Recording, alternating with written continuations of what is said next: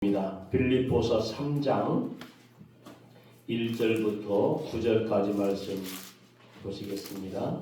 빌립보서 3장 1절부터 9절까지 말씀 우리 한 절씩 교독하십니다.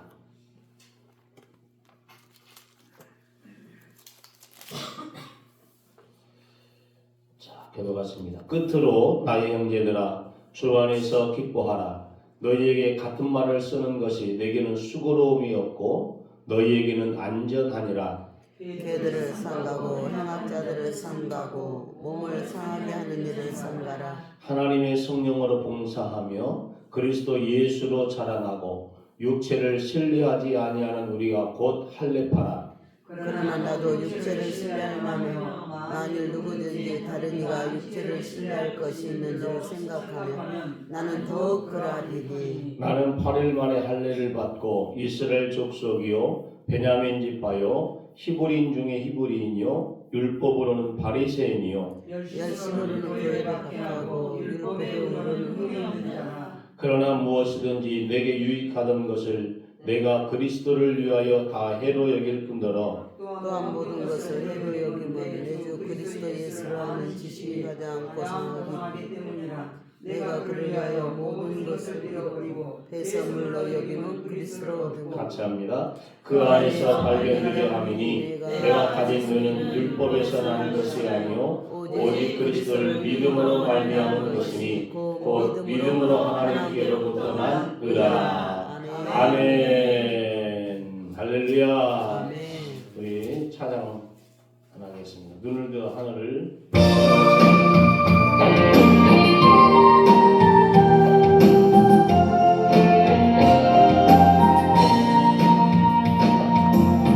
사랑이 가로막혀 절망하나요. 눈을 들어 하늘을 쳐다보세요. 당신을 사랑하는 하나님께서 해결해 주실 거예요. 아멘. 지금 당신이 먼저 해야 할 일은 하나님이 하신 일을 인정하면서 모든 것이 합력하여 서를 이룰 줄 믿고 따라가는 일이죠. 아무것도 염려하지 말고 오직 모든 일에 기도와 간구로 너희 구할 것을 감사하고 하나님께 아뢰라. 당신이 말씀을 믿는다면 모든 것 하나님께 맡기세요. 눈을 들어 하늘을 쳐다보세요. 그리고 기도하세요. 아멘. 끝없는 고난으로 울고 있나요? 눈을 들어 주님을 바라보세요. 당신을 창조하신 하나님께서 해결해 주실 거예요. 아멘. 믿습니다. 지금 당신이 먼저 해야 할 일은 하나님이 하실 일을 신뢰하면서 모든 것이 합력하여 선을 이룰 줄 믿고 순종하는 일이죠. 내가 물 가운데 지날 때 느린 너를 짓밟지 못할 것이며 내가 물 가운데 행할 때에도 아리아리 하리라. 하나님의 이 약속을 믿는다면 모든 것 주님께 맡기세요. 눈을 들어 주님을 바라보세요. 그리고 감사하세요. 내가 물 가운데 지날 때 내가 물 가운데 지날 때 느린 걸음 짓놓지 못할 것이며 내가 불 가운데로 행할 때에도 다지아리 아리라 아멘 아멘 하나님의 이 약속을 믿는다면 모든 것 주님께 맡기세요. 눈을 들어 주님을 바라보세요. 그리고 감사하세요. 할렐루야. 할렐루야. 이 찬송의 가사를 보면 1절과 2절 내용 가운데 제가 은혜를 받는 가사가 있는데요. 1절에 우리가 믿어야 할 것이, 그리고 2절에도 역시 믿어야 할 것이 무엇인가를 말씀해요. 이 가사에서 1절은 뭐냐면 하나님께서 지금까지 해오신 일, 하신 일들, 그것은 성경에 기록되어 있는 말씀이기도 하지만 나에게 개인적으로 하신 일들이 있잖아요. 그죠? 우리 개인, 우리 교회나 기도원이나 뭐 가정이나 개인의 하나님의 역사가 있었어요. 그것을 믿는 거죠. 하나님의 역사라고. 하나님이 하셨다라고. 할렐루야. 23년도 잘 지내왔죠? 이것도 하나님의 은혜이죠. 하나님의 역사이죠. 나름대로 좀 아쉬움이 많고 또 부족함이 많고 뭐 이것저것 실수도 하고 연약한 점이 많아도 그래도 돌아보면 다 하나님의 은혜예요. 할렐루야. 2절의 내용은 뭐냐면 앞으로 하나님이 하실 일을 신뢰하는 거예요. 2024년도에 하나님께서 우리를 통해서 하실 일이 있는 줄로 믿습니다. 이 생명샘 기도를 통해서 하실 일이 있을 줄로 믿습니다. 우리 교회를 통해서 하나님께서 우리 행복회를 통해서 하실 일이 있을 줄로 믿습니다. 그걸 기대하는 거예요. 그래서 믿음을 딱 오늘이 아니고 이 찬양 가사의 내용을 정리해 보면 하신 일을 믿고 하실 일을 믿는 거예요. 근데 지나간 것은 이제 지나간 거라도 2024년도에 하나님께서 우리를 통해서 무슨 일을 하실까 기대하면서 감사함으로 기도하면 하나님께서 반드시 이루어 주실 줄로 믿습니다. 여러분 우리 창세 이후로 이 세상에 일어난 일들 중에서 가장 비극적인 일이 뭘까요? 지금까지 일어난 일 중에서 가장 비극적인 일. 선악과. 그렇죠. 역시 원장님이세요. 죄가 들어온 거예요. 죄가 들어온 거.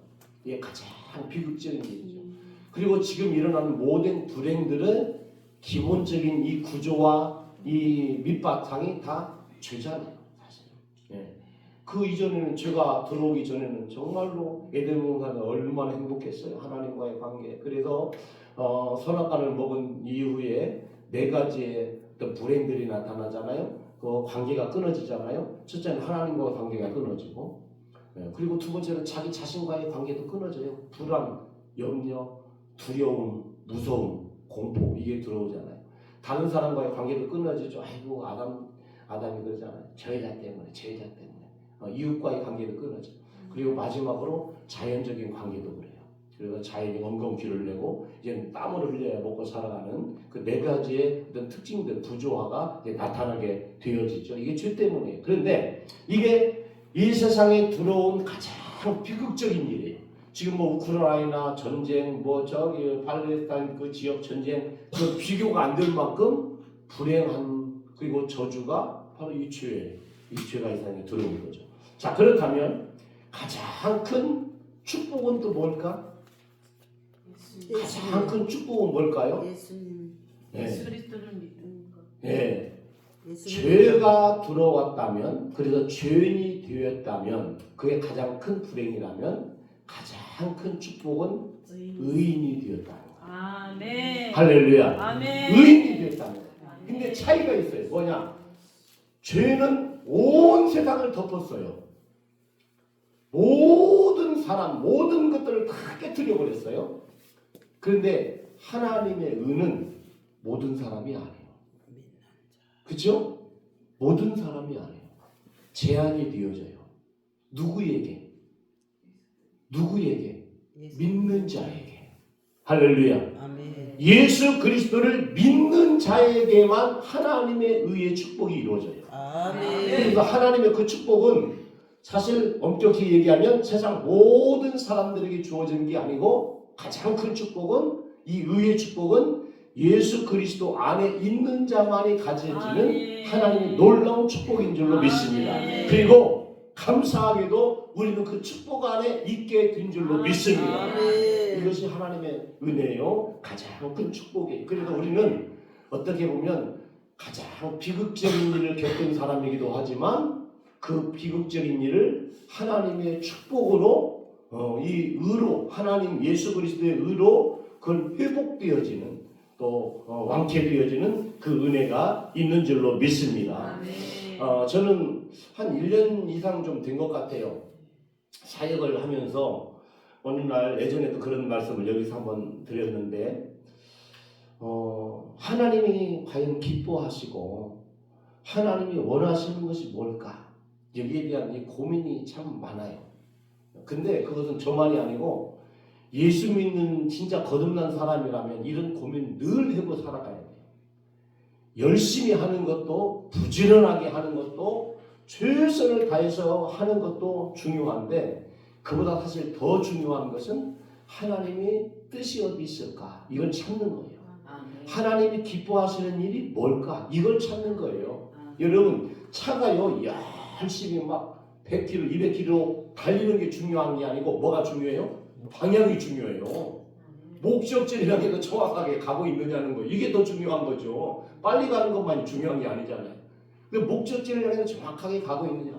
우리가 사역을 열심히 하고 많이 하지만 하나님을 향해서 그 목적을 두고 열심히 하나님이 원하시는 그 뜻에 따라서 가고 있느냐. 그리고 이 사역이 이 모든 삶이 우리의 신앙생활이 정말 하나님이 원하시고 바라시는 것이냐 라고 하는 부분에 초점이 맞춰져야 돼요.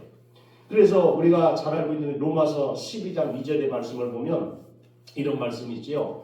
너희는 이 세대를 본받지 말고 오직 마음을 새롭게 함으로 변화를 받아 하나님의 선하시고 기뻐하시고 온전하신 뜻이 무엇인지 분별하도록 하라. 아멘. 로마서는 1장부터 10장까지 그 내용, 11장까지 그 내용의 말씀은 믿음에 대한 말씀이에요.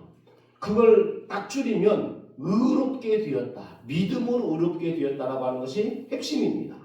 1장부터 11장까지. 그리고 12장부터 16장까지는 믿음으로 의롭게 된 사람들이 어떻게 살아가야 되느냐라고 하는 행위적인 내용의 말씀이에요.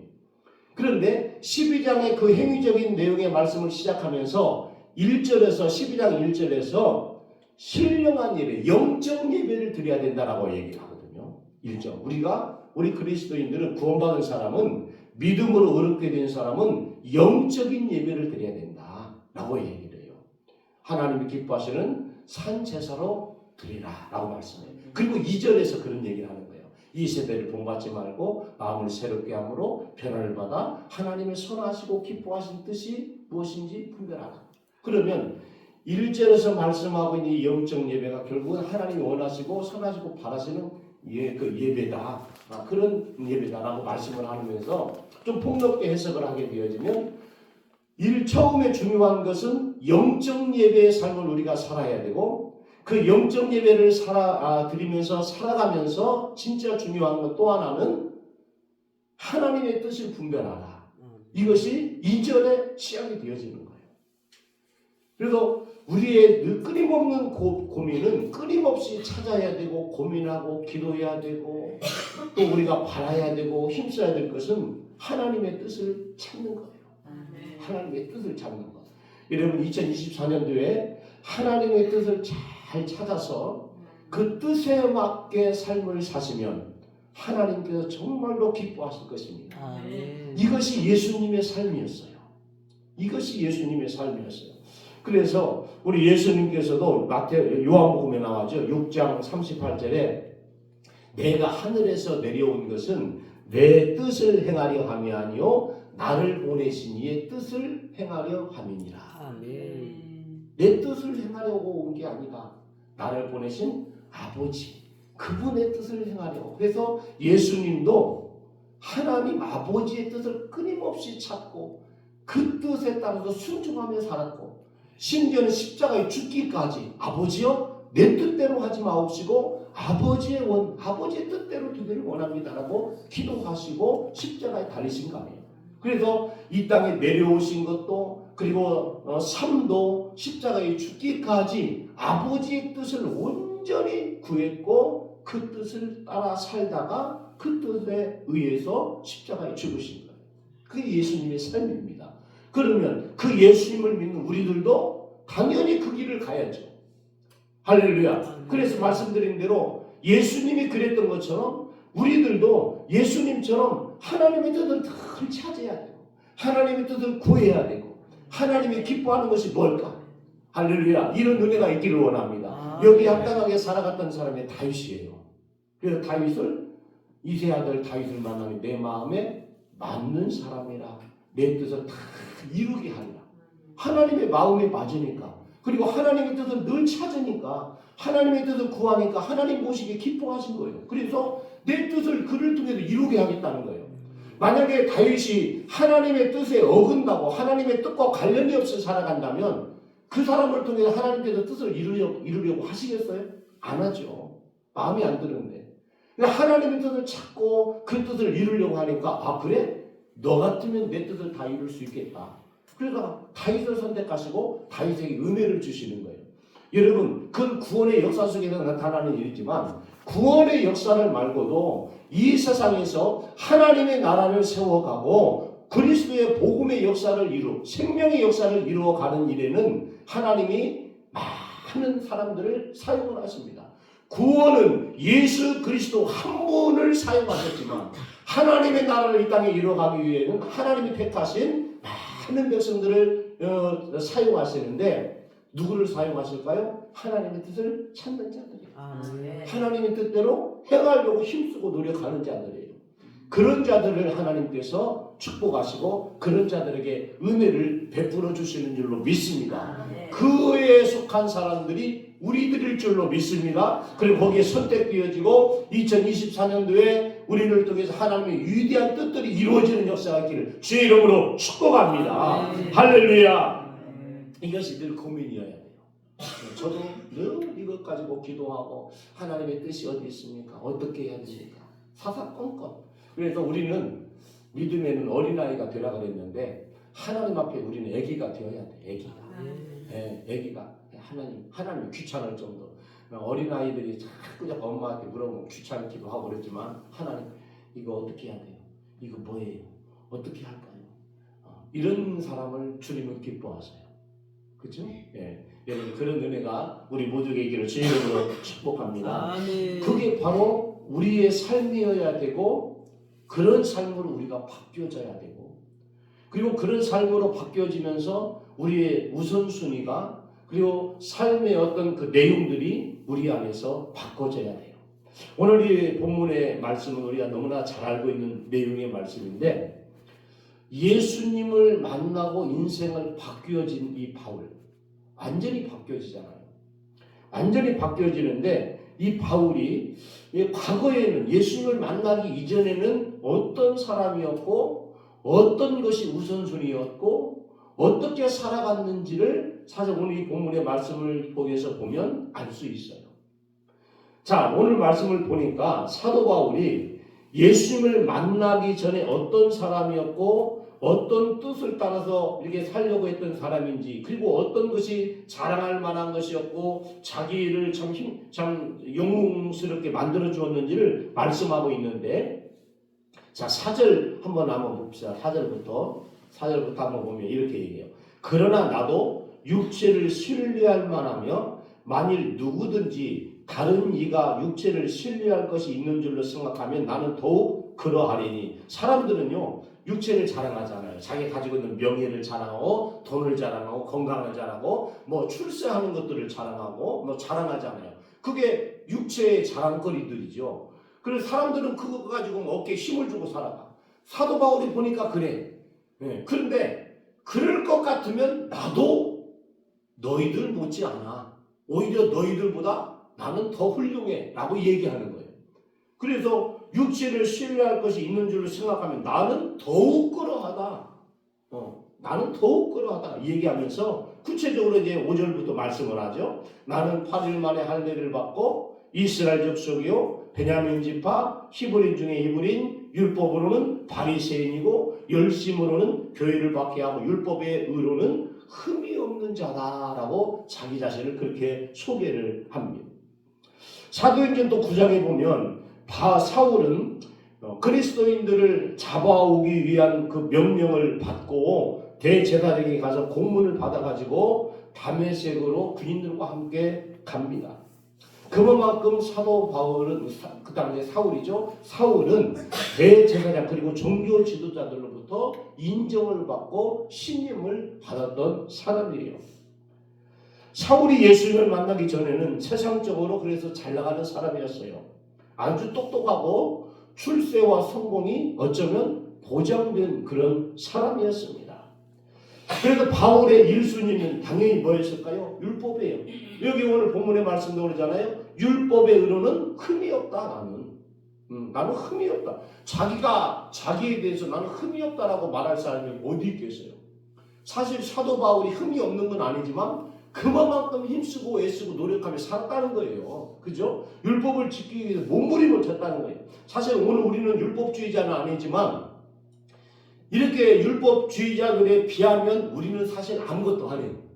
너무나 많이 죄를 짓고 살아가. 율법을 범하고 살아가. 그런데 그런 차이가 있죠. 물론. 하여튼 사울은 그 당시에 율법의 의로는 흠이 없을 것처럼 철저하게 율법을 지키면서 살았던 사람입니다. 그런데 그가 변화가 되어져요. 누구를 만나고? 예수님을 만나고 변화가 되어져요.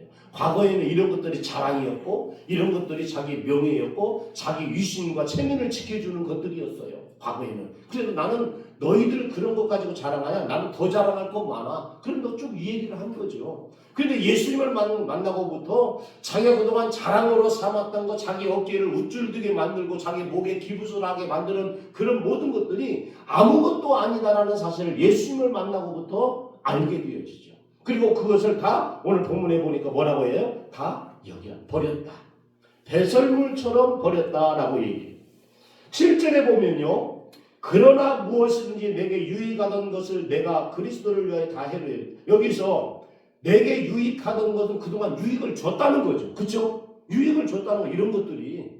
그리고 이런 것들로 인해서 대제사장으로부터 공문을 받아서 다메섹에 있는 그리스도인들을 잡아올 정도의 어떤 권위와 권력도 사실 이런 것 때문에 갖게 되어진 거예요. 그래도 육신적으로 보게 되어지면 이런 것들이 사울에게 있어서는 엄청난 재산이고 자기를 성공시켜주는, 자기를 출세하게 만드는 그런 원인이 되기도 하는 겁니다. 그런데 예수님 만나고 이거 아무것도 아니기 때문에 다 버렸다라고 얘기하는데 7절과 8절에 보면요. 똑같은 단어 아니면 비슷한 단어를 네 번 얘기하는데 그게 뭐냐면 무엇이든지 그런 거예요. 무엇이든지.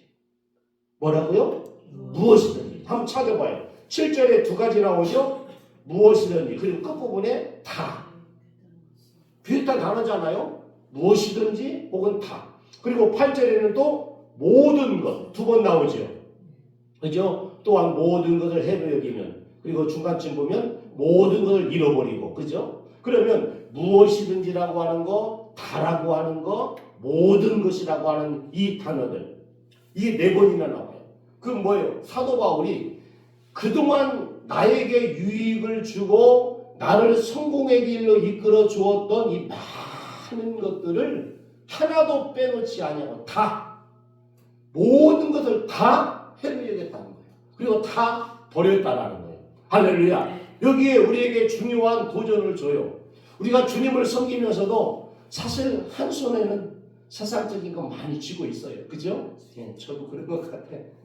네, 육신적인 거 많이 주고 있어. 어느 분이 그런 얘기를 하대요. 하나님이 못 도와주면 부적이 도와준다.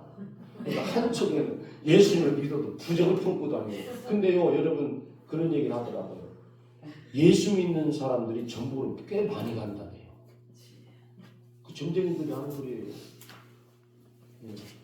그리고 부적을 넣어갖고 다니는 사람들도 그냥 성경 속에 부적을 넣어가지고 가슴 속에 부적을 넣어갖고 다니는데 하나님이 못 지켜주고 부적이 지켜주고 다른 신이라도 지켜주겠다. 믿는 자가 아니죠 사실은.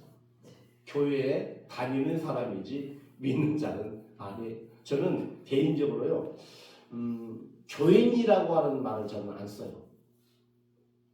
목사님들은 우리 교인 뭐 그렇게 얘기를 하는데 저는 그런 단어는 안 씁니다. 성도라고 해야죠. 우리 성도가 교인은 교회 등록하고 다니는 사람은 다 교인일 수 있어요. 그러나 성도는 아닐 수 있어요. 그죠? 성도는 아닐 수 있어요. 성도는 진짜 말 그대로 거룩한 길을 가는 사람이에요. 하나님의 길을, 복음의 길을 가는 사람, 예수 그리스도를 믿는 사람만 성도예요. 그러니까 더 정확한 게 뭐예요? 교인보다 교우 이것보다 성도가 더 정확하다고 저는 개인적으로 생각을 해서 교인이라는 말을 한 번도 써본 적이 없어요. 그냥 성도라고 하지. 물론 제가 성도라고 한다고 해서 그 사람이 진짜 성도일 수는 주님만이 아시는 거지만 그러나 우리는 그렇게 사용을 합니다. 자 여러분 여기에서요 사도 바울은 한두 가지 정도 자랑거리를 남겨놓을 수도 있어요. 그 당시에 사도 바울이 가지고 있었던 것 가운데에서 여러 가지가 있지만 율법주의자라고 하는 거지만 정말 육신적으로도 힘이 되어지는 것 가운데 하나가 로마의 시민권이었어요. 여기에 다 그것도 포함이 되는 거예요. 어떻게 보면 계속 그 로마의 시민권이라고 하는 백을 가지고 있으면 나는 로마의 시민권이 있으니까 저들이 함부로 못할 거야 하면서 하나님 백보다 로마의 시민권이라고 하는 백을 더 의지할 수도 있을 거예요. 사도 바울은 그렇지 않았다는 거죠. 모든 걸 무엇이든지 다 모든 것을 어떻게 해로 여기고 배설물처럼 여겼다. 한 손은 성경, 한 손은 부적 이게 아니고 그냥 주님의 말씀만 붙잡는 거예요. 예수 그리스도만 붙잡는 거예요.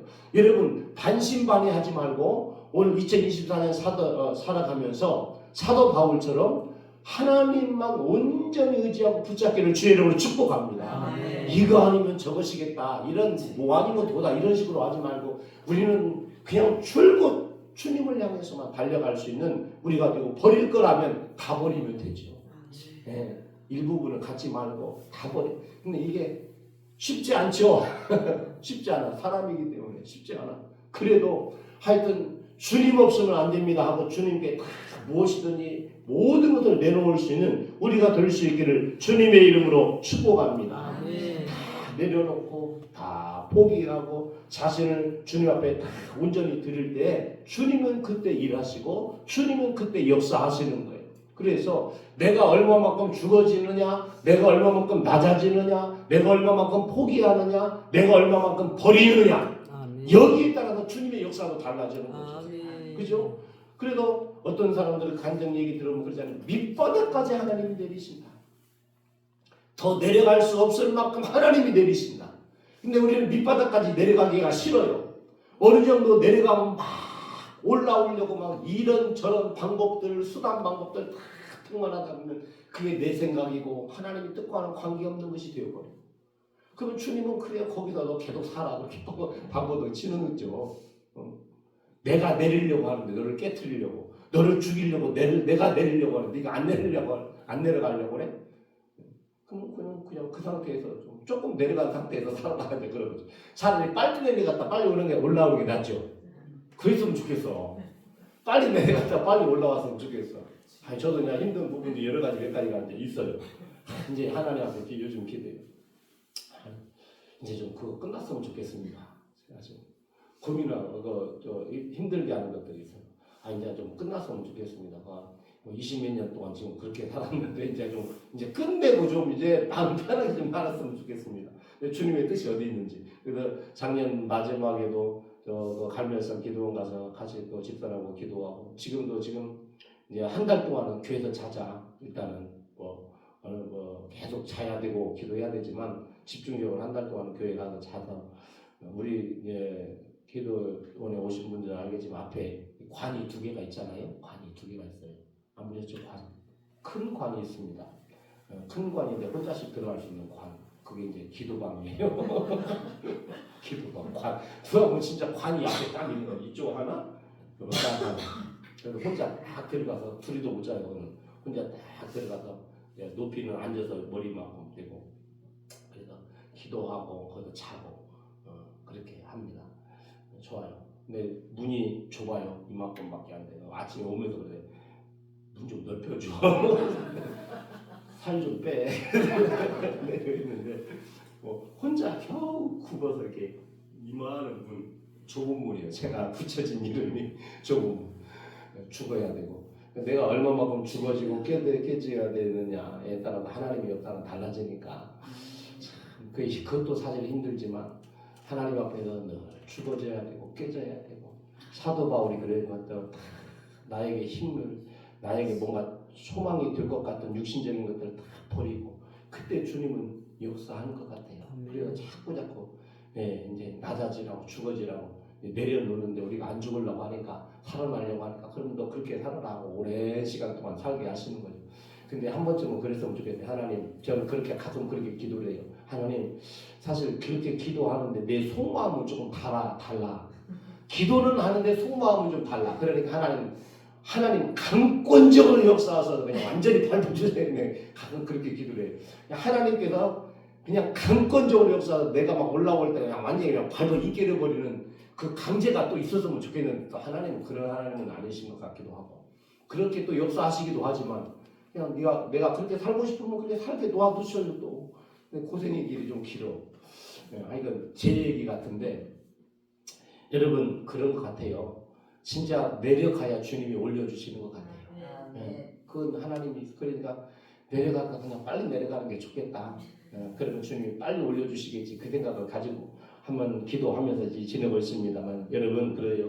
다 내려놓고 다 포기하고 그냥 주님 앞에서 온전히 다 드리고 맡기고 하면 주님이 역사하고 여러분 사도 바울이 복음을 전할 때 사실은 얼마나 필요한 것들이 많이 있겠어요.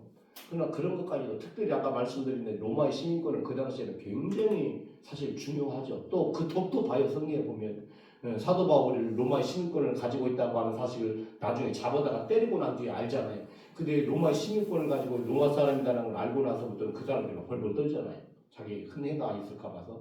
그런 정도 힘은 있어요. 그러니까 어디 가서라도 그 당시에는 로마의 시민권이라고 하면 오늘날 얘기면 미국의 시민권보다 더 센 거예요. 사실 그 당시에는.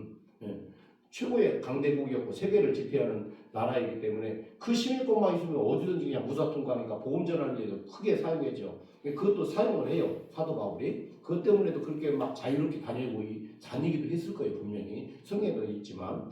그러나 그런 것까지로 의지하지 않았다는 거죠. 주님만 의지하고 나갔다는 거예요. 그래서 여러분 올 한 해도 내가 의지할 만한 것들을 다 내려놓고 주님께 맡기고 나아가면 주님의 역사는 더 크게 일어나게 될 줄로 믿습니다. 자, 그런데요, 바울이 사실 어리석은 사람이 아니잖아요. 똑똑한 사람이잖아요. 최고의 학문을 배운 사람이잖아요. 그런데 왜 이런 다 버리는 다 그냥 배설물처럼 사실 여기서 말씀하고 있는 이 배설물은 우리가 다 싫어하는 거잖아요. 가까이 하고 싶은 사람이 있어요? 아무도 없어요. 배설물은. 여기서 배설물이라고 표현한 것은 진짜 나는 정말 싫다는 거죠. 이런 것들 예수님을 위해서 다 싫다는 거예요. 다 그냥 어느 정도 뭐 이런 게 아니고 다 싫다는 거예요. 그게 배설물처럼 여겼다는 거죠. 멀리 그냥 버렸다는 거죠. 자, 그런데 이 사도 바울이 이런 삶을 왜 선택했을까? 사실 이게 중요한 거예요. 어떤 사람이 변화가 된 그 이면에는 뭔가 있는 거예요. 그죠? 뭔가 있어요. 저 사람이 왜 저렇게 변화되었지? 뭔가 있는 거예요. 뭔가 있어. 저 사람이 왜 달라졌지? 뭔가 있는 거예요. 잘 살펴보면. 저 사람이 왜 요즘에 우울증 환자들이야. 왜 우울증을 알게 되지? 보면 다 이면에 뭐가 있어. 물론 귀신의 역사도 있지만 그의 삶을 이게 상담해보고 얘기해보면 삶 속에도 그게 나타나. 다 있잖아요. 과거에 무슨 큰 충격적인 사건들, 뭐 당했던 거, 뭐 아픔들 이런 것들 다 밑바탕. 이제 거기에다가 이제 그게 시작이 됐는데 중간에 이제 귀신이 역사하고 그러니까 막 더 강해지고 무서워지고 그렇게 되어지는 경우들이 많지요. 자, 그런데 이유가 있거든요. 사도 바울도 그렇게 좋았던 거, 자랑했던 거 다 버릴 수밖에 없었던 그 이유. 이게 사실 중요한데요. 8절 한번 같이 읽어볼게요. 8절 시작. 또한 모든 것을 해로 여김은 내 주 그리스도 예수를 아는 지식이 가장 고상하기 때문이다. 내가 그를 위하여 모든 것을 잃어버리고 배설물로 여김은 그리스도를 얻고. 할렐루야. 자, 누구 때문에? 예수 그리스도 때문에. 예수 그리스도를 얻는다는 거예요. 아까도 말씀드렸잖아요. 내가 버린 것만큼 주님의 역사는 있어요.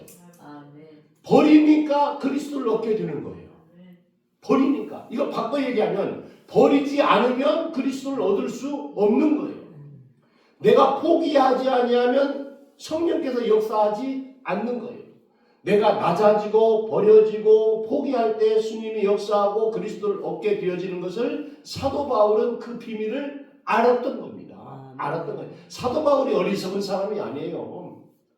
앞들을 다 계산을 했는데 이것을 인간처럼 그냥 어떤 비겁하게 그냥 인간적인 머리로 계산하는 게 아니고 믿음으로 성령의 역사로 계산을 했어.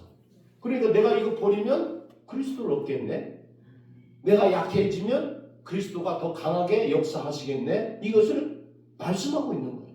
이 비밀을 사도 바울이 알았기 때문에 버릴 수가 있었던 거예요. 버릴 수가 있었던 거예요. 이게 참 하나님의 은혜이죠.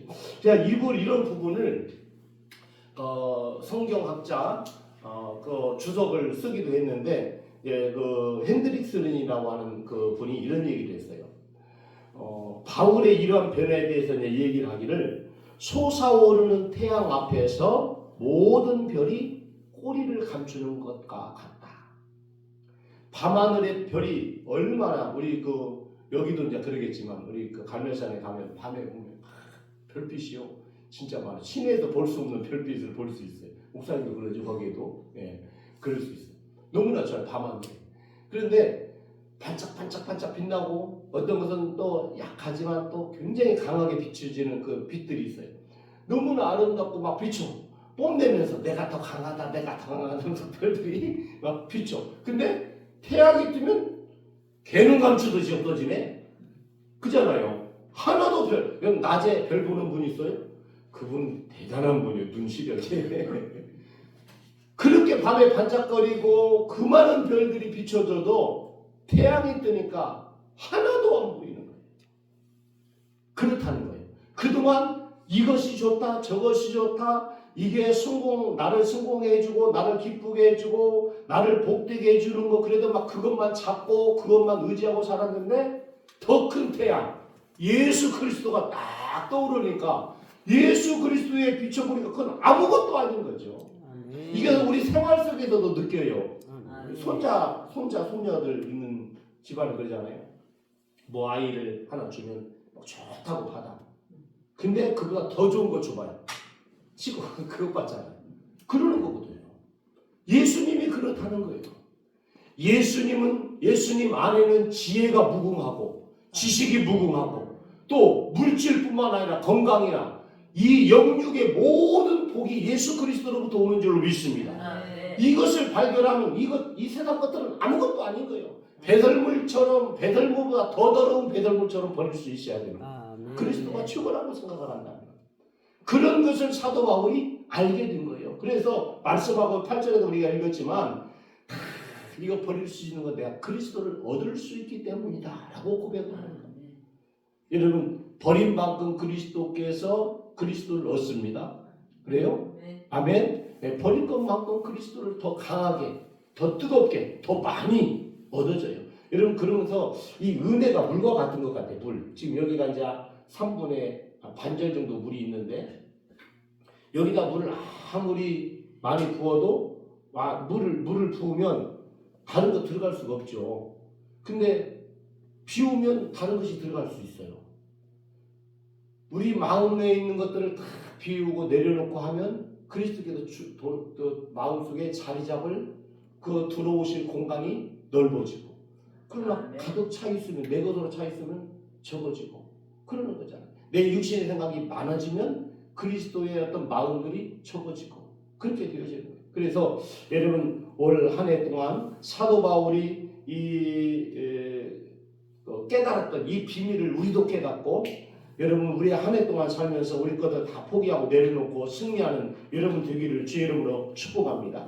근데 여기다 또 하나 이제 중요한 것이 있어요. 이 사도 바울이 그리스도를 얻고 배설물처럼 여겼다라고 말씀을 하고 있는데 좀 더 구체적으로 이제 이 9절에서 말씀하는 게 있어요. 그리스도를 얻는다면, 그리스도를 얻게 되면 내가 어떤 사람이 되느냐 하는 거예요. 그리스도를 얻게 되면 내가 어떤 사람이 되느냐라고 하는 거예요. 이게 사실 핵심입니다. 그리스도를 얻으면 나는 어떤 사람이 되느냐. 자, 9절 한번 같이 읽어봅니다. 시작. 그 안에서 발견되어야 하리니 내가 가진 의는 율법에서 난 것이 아니요 오직 그리스도를 믿음으로 말미암은 것이니 곧 믿음으로 하나님께로부터 난 의라. 아멘. 할렐루야. 자, 그리스도를 얻는데 그리스도의 어떤 부분을 내가 차지하느냐, 그리스도의 어떤 부분을 내가 얻게 되어지느냐, 그리스도로 인해서 내가 복을 받는다면 어떤 복을 받게 되어지느냐라고 하는 부분을 말씀하고 있는 거예요. 그게 뭐냐? 그리스도를 믿음으로 말미암는 의다 그랬어요.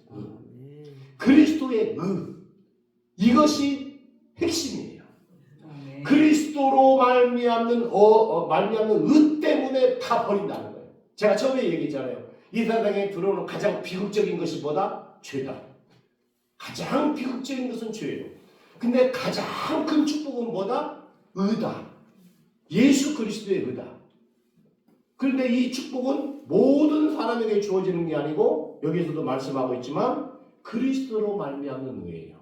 그리스도 안에서 얻게 되어지는 의. 이것을 사실 여기에서 말씀하고 사도 바울이 이것을 깨닫고 있습니다. 6절에 보게 되어지면 율법의 의로는 흠이 없는 사람이다라고 자기 자신을 얘기를 했어요. 예수 그리스도 알기 전에는. 그러니까 그만큼 율법에도 사실은 열심히 지키려고 노력을 했어요. 율법을 완벽하게 지키려고 노력을 했다는 거예요. 얼마나 율법을 잘 지키려고 얼마나 고민하고 노력하고 애쓰고 힘썼을까요? 아마 그게 모르면 몰라도 그것이 자기를 굉장히 짓눌렀을 겁니다. 어떻게 하면 율법을 지키지? 왜? 그렇게 생각하고 지킨다고 해서 지켜지나요? 안 지켜지잖아요. 여러분 내가 지킨다고 해서 지켜져요? 율법은요. 내가 지킨다고 해서 지킬 수가 없어요. 내 마음도 내가 자지우지 못하잖아요. 주님께서도 말씀하잖아요. 이미 여자를 보고 음욕을 분명히 감언했다. 미워하며 살인했다. 그 내 마음을 어떻게 주장해?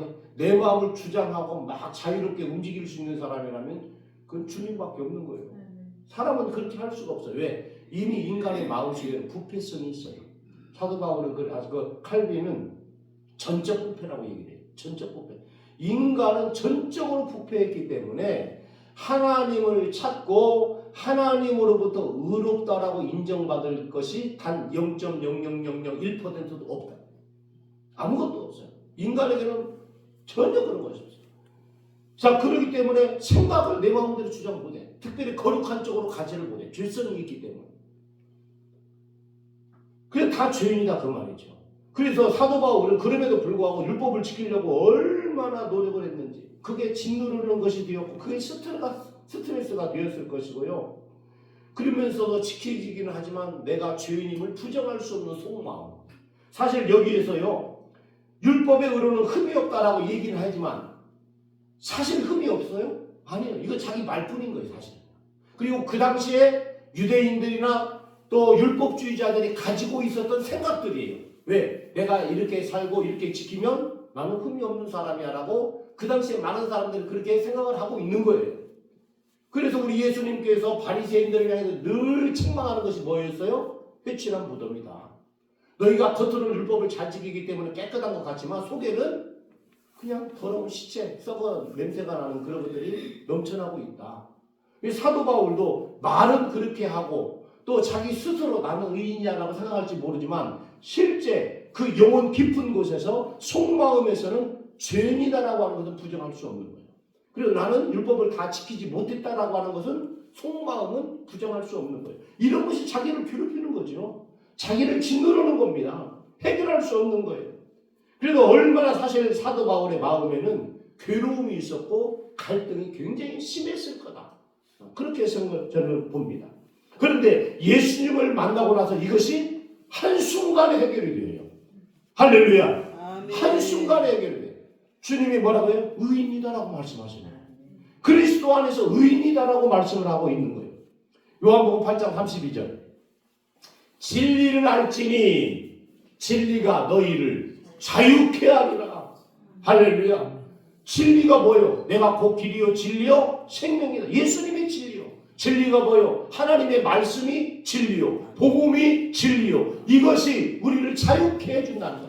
율법을 잘 지키고 노력하고 막 힘쓰고 애쓴다고 해도 거기서 자유함을 얻는 게 아니고 진리이신 예수 그리스도께서 우리에게 자유함을 준다는 거죠. 이게 뭐예요? 예수님으로 말미암는 의예요. 그리스도로 말미암는 의다라고 하는 것을 말씀하고 있는 것입니다. 여러분, 아담의 후손들은 모두 아담의 죄가 전가되듯이 예수님을 믿는 자는 예수님의 의가 전가됩니다. 이 이치가 똑같아요. 아담의 자손은 아담의 죄가 전가가 돼요. 그죠? 근데 예수님을 믿는 자는 예수님을 새롭게 태어난 자는 예수님의 의가 전가가 돼요. 그래서 우리가 율법으로는 의인이 될 수 없지만 예수님을 믿음으로 의인이 되어지는 거예요. 할렐루야. 이게 사실 우리가 받는 복 중에서 최고의 복입니다. 예수 그리스도로 얻게 되어지는 최고의 복. 로마서 3장 22절에서 24절 말씀에 이렇게 얘기해요. 곧 예수 그리스도를 믿음으로 말미암아 모든 믿는 자에게 미치는 하나님의 은이 차별이 없다. 예수 그리스도로 말미암아 믿는 자에게 미치는 하나님의 은, 믿는 자에게 미치는 하나님의 은, 믿는 자에게는 모든 자가 의인이 될 수 있다는 거예요. 아멘. 누구나 상관없이 이것을 말씀을 해요. 로마서 4장 19절부터 24절의 말씀을 보면 아브라함에 대한 얘기를 해요. 아브라함이 100세가 되어서 자식을 낳을 수 없다라고 하는 것은 그 뭐 이성적으로 과학적으로 합리적으로 다 알게 되어지는 거죠. 그러나 말씀 보니까 그래요. 이것을 의심하지 않고 믿음을 가지니까 하나님께서 이것을 의로 여기셨다 그랬어요. 하나님께서 아브라함을 믿으니까 의로 여기셨다라고 말씀해요. 그러면서 24절에서 뭐라고 얘기하냐면 같이 합시다. 의로 여기심을 받을 우리도 위함이니. 할렐루야. 아브라함이 그 과학적으로 생리적으로는 도저히 아이를 낳을 수 없지만 그럼에도 불구하고 하나님이 말씀하셨으니까 믿은 거예요. 믿으니까 하나님께 이것을 의로 여기셨다. 그러면서 아브라함만 아니고 믿을 우리들도 위함이다라고 얘기해요. 우리도 아브라함 같은 그 믿음을 가지면 우리들도 의롭다라고 말씀해 주신다는 거예요. 이것이 우리를 자유케 하고 이것이 우리를 최고의 행복한 자로 만든다는 거예요. 아멘. 할렐루야. 이것 때문에 사도 바울 이것을 발견하고 나서부터 사도 바울은 그렇게 좋았던 거 자기를 성공하고 출세하게 해주려고 했던 것들을 다 배설물처럼 버릴 수가 있었어요. 이게 아니면 안 되는 거죠. 그래서 오늘날 우리들도 이런 은혜가 있게 제가 이제 새해 이거에서 이 말씀을 전하고자 하는 것은 올해 2023년에 삶이 이렇게 되자는 거죠. 네. 그리스도의 의를 힘입고 살자는 거예요. 그리스도로 살자는 거예요. 할렐루야. 예수님께서 주신 그 의로 살자는 거예요. 그 의로 살면 이것도 포기할 수 있고 또 저것도 포기할 수 있고 그러면 의인으로 살면서 하나님께서 우리의 삶을 그냥 놓아두시느냐? 아니에요. 성경에 보여지니까요. 주님으로부터 인정받고 의롭다라고 칭함받는 사람 다 하나님이 엄청난 복을 주셔요. 대표적으로 아브라함이 그랬잖아요. 네. 아브라함의 복 우리도 받읍시다. 할렐루야. 아멘. 그 밑바탕 기초에는 뭐가 있어요? 의예요. 주님의 우리가 구원받게 되죠. 그 기본적인 기초가 뭐예요? 의요. 주님의 의예요. 주님의 의가 없으면 우리는 죄인이 되는 거예요. 죄인은 구원 못 받아요. 그죠? 죄인은 구원 못 받아. 근데 예수님이 의인으로 만드시고 구원해 주시는 거예요. 예수님의 의가 없으면 구원 없어요. 예수님의 의로 인해서 우리가 구원받게 되어지는 거예요. 그래서 밑바탕은 기초는 예수님의 의예요. 그것이 우리에게 들어오는 것이죠.